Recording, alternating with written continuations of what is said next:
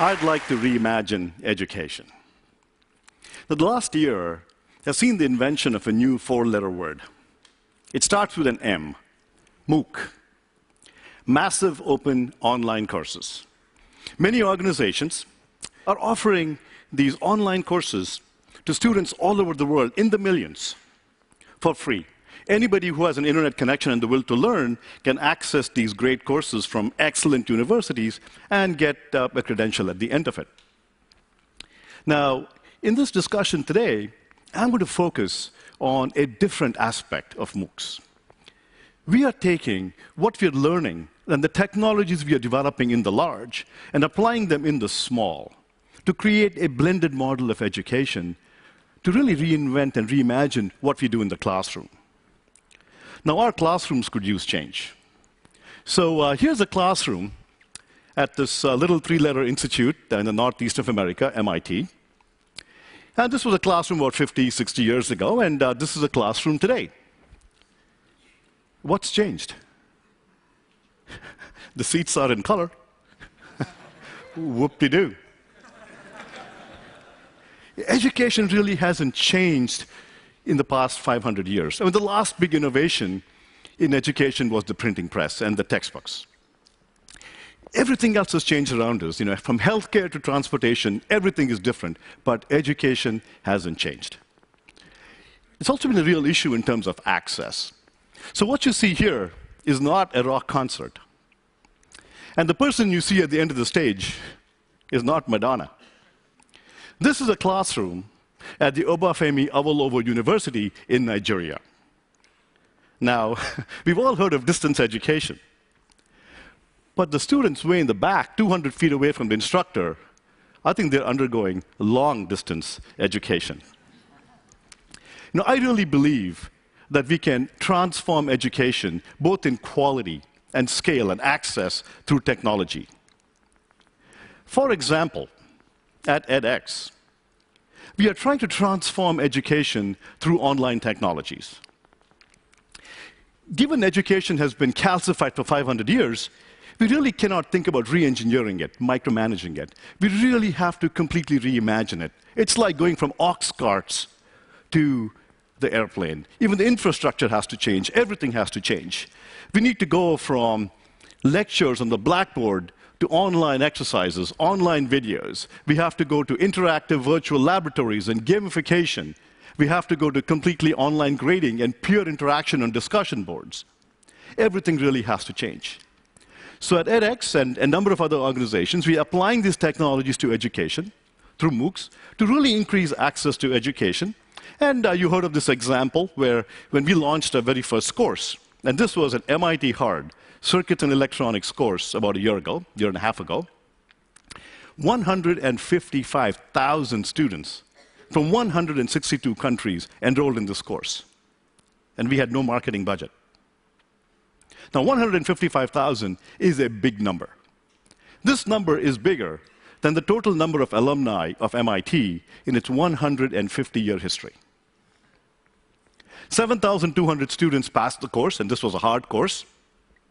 7,200 is also a big number. If I were to teach at MIT 2 semesters every year, I would have to teach for 40 years before I could teach this many students. Now, these large numbers are just one part of the story. So today, I'm going to discuss a different aspect, the other side of Moocs, take a different perspective.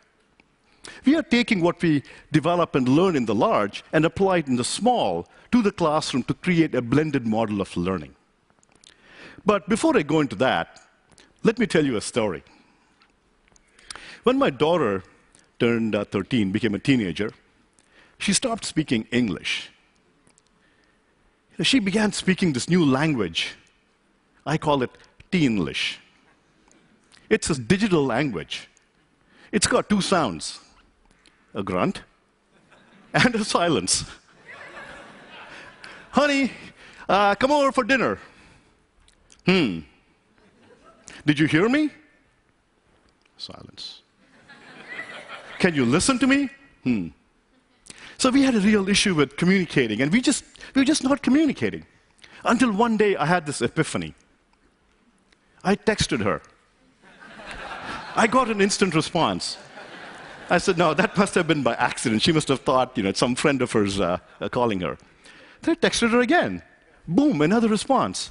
I said, this is great. And so since then, our life has changed. I text her, she responds. It's just been absolutely great.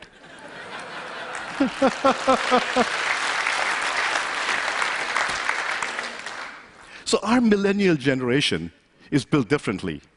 Now, I'm older. I mean, my youthful looks might belie that, but I'm not in the I'm not in the millennial generation. But our kids are really different. The millennial generation is completely comfortable with online technology, so why are we fighting it in the classroom? Let's not fight it, let's embrace it. In fact, I believe, I have two fat thumbs, I can't text very well, but I'm willing to bet that with evolution, our kids and their grandchildren will develop really, really little itty-bitty thumbs to text much better. The evolution will fix all of that stuff. But so why don't we embrace technology, embrace the millennial generations, natural predilections, and really think about creating these online technologies, blend them into their lives. So here's what we can do. So rather than driving our kids into a classroom, herding them out there at 8 o'clock in the morning, I hated going to class at 8 o'clock in the morning. So why are we forcing our kids to do that? So instead what you do is you have them watch videos and do interactive exercises in the comfort of their dorm rooms, in their bedroom, in the dining room, in the bathroom, wherever they're most creative. Then they come into the classroom for some in-person interaction. They can have discussions among themselves, they can solve problems together, they can work with the professor and have the professor answer their questions. In fact, with edX, when we were teaching our first course on circuits and electronics around the world, this was happening unbeknownst to us. 2 high school teachers at the Sant High School in Mongolia had flipped the classroom, and they were using our video lectures and interactive exercises where the learners in the high school, 15-year-olds, mind you, would go and do these things in their own homes, and they would come into class, and as you see from this image here, they would interact with each other and do some physical laboratory work. And the only way we discovered this was they wrote a blog, and we happened to stumble upon that blog. We're also doing other pilots. So we did a pilot experimental blended course working with San Jose State University in California. Again, with the circuits and electronics course. You'll hear that a lot. That course has become sort of like our petri dish of learning. So there the students would, the instructors flipped the classroom, blended online and in person, and the results were staggering. Now, don't take these results to the bank just yet. Just wait a little bit longer as we experiment with this some more, but the early results are incredible. So traditionally, semester upon semester for the past several years, this course, again a hard course, had a failure rate of about 40 to 41% every semester. With this blended class late last year, the failure rate fell to 9%. So the results can be extremely, extremely good. Now, before we go too far into this, I'd like to spend some time discussing some key ideas. What are some key ideas that makes all of this work? One idea is active learning. The idea here is rather than have students walk into class, watch lectures, we replace this with what we call lessons. Lessons are interleaved sequences of videos and interactive exercises. So a student might watch a 5-7-minute video and follow that with an interactive exercise. Think of this as the ultimate Socratization of education. You teach by asking questions.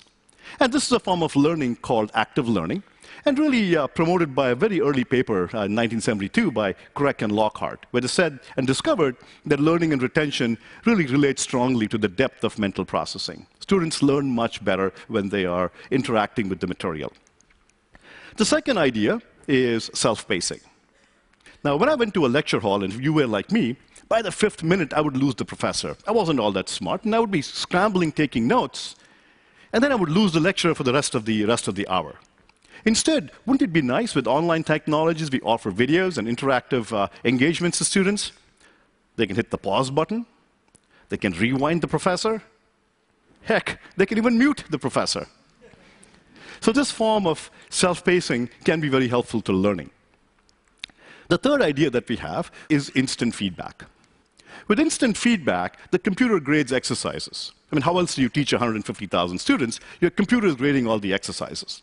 And we've all submitted homeworks, and your grades come back 2 weeks later. You've forgotten all about it.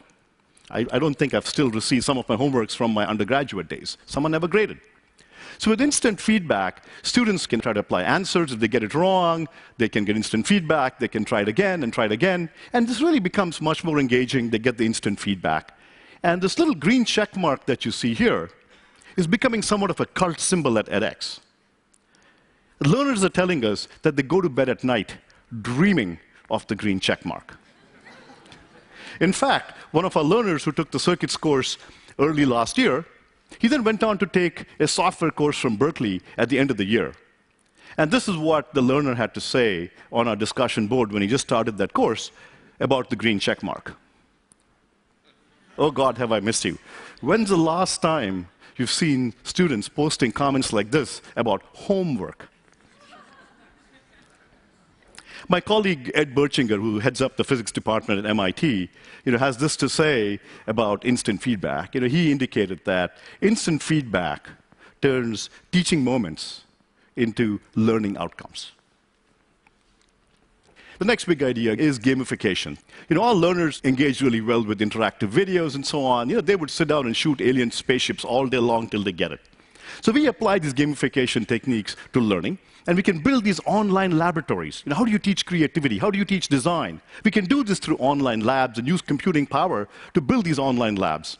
So as this little video shows here, you can engage students much like they designed with Legos. So here the learners are building a circuit with Lego-like ease. And this can also be graded by the computer. Fifth is peer learning. So here we use discussion forums and discussions and Facebook-like interaction, not as a distraction, but to really help students learn. Let me tell you a story. When we did our circuits course with the 155,000 students, I didn't sleep for 3 nights leading up to the launch of the course. I told my TAs, okay, 7 by 24, we're going to be up monitoring the forum, answering questions. I had answered questions for 100 students. How do you do that for 150,000? So one night, I'm sitting up there at 2 a.m. at night, and I think there was this question from a student from Pakistan. And he asked a question, and I said, okay, let me go type up an answer. I don't type all that fast, and I begin typing up the answer. And before I can finish, another student from Egypt popped in with an answer. Not quite right, so I'm fixing the answer. And before I can finish, a student from the US had popped in with a different answer. And then I sat back fascinated. Boom, boom, boom, boom. The students were discussing and interacting with each other, and by 4 a.m. that night, I'm totally fascinated, having this epiphany. By 4 a.m. in the morning, they had discovered the right answer. And all I had to do was go and bless it, good answer.